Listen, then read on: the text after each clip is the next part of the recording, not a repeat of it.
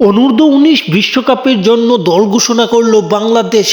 সাবেক চ্যাম্পিয়ন বাংলাদেশ এবার কঠিন দল ঘোষণা করেছে। অনূর্ধ্ব-19 এশিয়া কাপে পাকিস্তানের বিপক্ষে সেমিফাইনালে বাজেভাবে হারার পর এই সিদ্ধান্ত নিয়েছে বাংলাদেশ ক্রিকেট বোর্ড, যাতে করে এবার ইন্ডিয়ার মতো দলকে হারিয়ে চ্যাম্পিয়ন হতে পারে বাংলাদেশ। গ্রুপ পর্বে বাংলাদেশের কঠিন প্রতিপক্ষ, যেখানে প্রথম ম্যাচে বাংলাদেশ মুখোমুখি হবে ইন্ডিয়ার সাথে। তো আছে নিউজিল্যান্ডের মতো দল।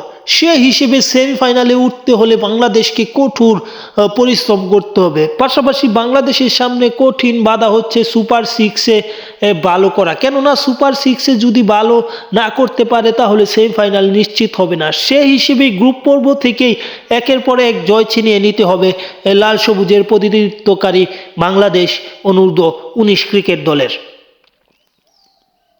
অনূর্ধ্ব-19 বিশ্বকাপের দলটা তাহলে দেরি না করে আমরা দেখে আসি।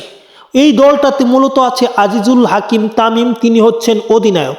সহ অধিনায়ক আছেন জাওয়াদ আবরার, আছে সামিউর রহমান বশির রাতুল, আছে শেখ পারভেজ জীবন, আছে রিজওয়ান হোসেন, শাহরিয়ার আল আমিন, স্বাধীন ইসলামও আছে এই দলটাতে। আরও আছে মোহাম্মদ আবদুল্লাহ, ফরিদ হাসান ফয়সাল, কালাম সিদ্দিকী অনিল, আছে রিফাত বেগ। আপনারা মূলত এই অনেকগুলো নামই শুনেছেন, কেননা এই নামগুলোই মূলত খেলেছে আন্ডার-19 এশিয়া কাপ। আছে সাদ ইসলাম, আল ফাহাদ, শারিয়ার আহমেদ ও ইকবাল হোসেন ইমন। মূলত এই দলটাই বাংলাদেশকে দ্বিতীয়বারের মতো চ্যাম্পিয়ন করার লক্ষ্যেই যাবে, কেননা বাংলাদেশ সাবেক চ্যাম্পিয়ন।